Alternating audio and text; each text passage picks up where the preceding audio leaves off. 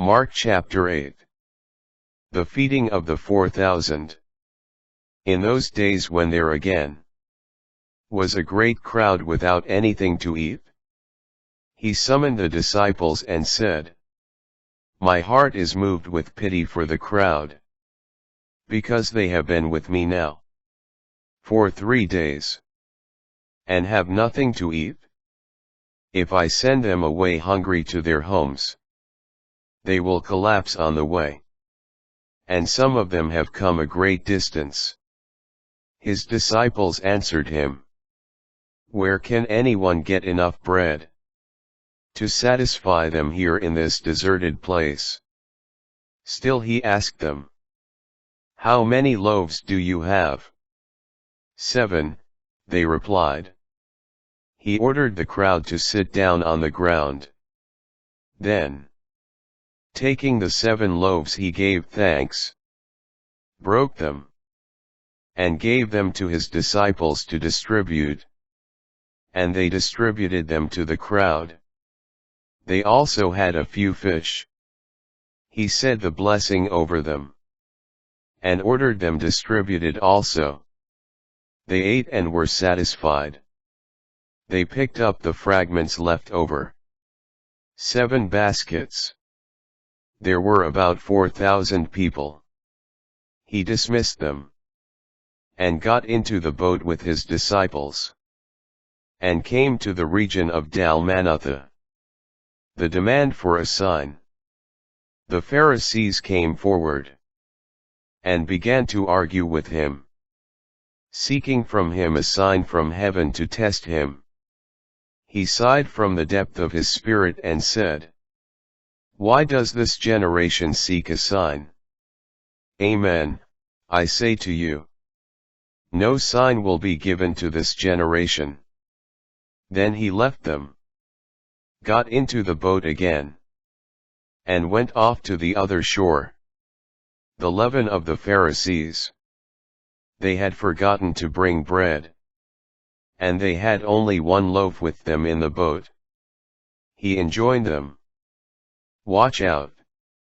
Guard against the leaven of the Pharisees and the leaven of Herod." They concluded among themselves that it was because they had no bread. When he became aware of this, he said to them, "Why do you conclude that? It is because you have no bread? Do you not yet understand or comprehend? Are your hearts hardened? Do you have eyes and not see? Ears and not hear? And do you not remember when I broke the 5 loaves for the 5,000? How many wicker baskets full of fragments you picked up?" They answered him, 12. "When I broke the 7 loaves for the 4,000, how many full baskets of fragments did you pick up?" They answered him, 7. He said to them, "Do you still not understand? The blind man of Bethsaida. When they arrived at Bethsaida, they brought to him a blind man, and begged him to touch him. He took the blind man by the hand, and led him outside the village. Putting spittle on his eyes, he laid his hands on him and asked, 'Do you see anything?' Looking up, he replied, 'I see people looking like trees and walking.' Then he laid hands on his eyes a second time, and he saw clearly. His sight was restored and he could see everything distinctly. Then he sent him home and said, 'Do not even go into the village.'" The mystery begins to be revealed. Peter's confession about Jesus. Now Jesus and his disciples set out for the villages of Caesarea Philippi. Along the way he asked his disciples, "Who do people say that I am?" They said in reply, "John the Baptist, others Elijah, still others one of the prophets." And he asked them, But who do you say that I am? Peter said to him in reply, You are the Messiah. Then he warned them not to tell anyone about him. The first prediction of the Passion. He began to teach them that the Son of Man must suffer greatly, and be rejected by the elders, the chief priests, and the scribes, and be killed, and rise after 3 days. He spoke this openly. Then Peter took him aside and began to rebuke him.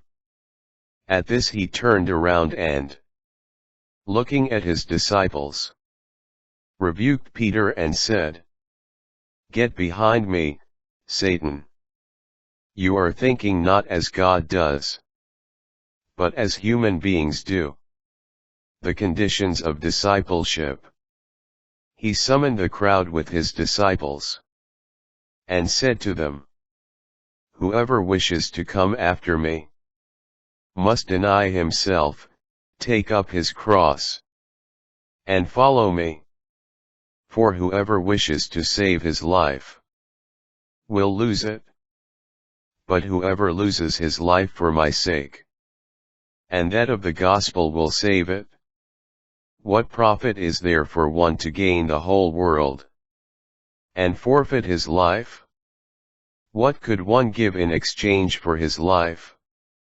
Whoever is ashamed of me, and of my words in this faithless and sinful generation, the Son of Man will be ashamed of, when he comes in his Father's glory, with the holy angels.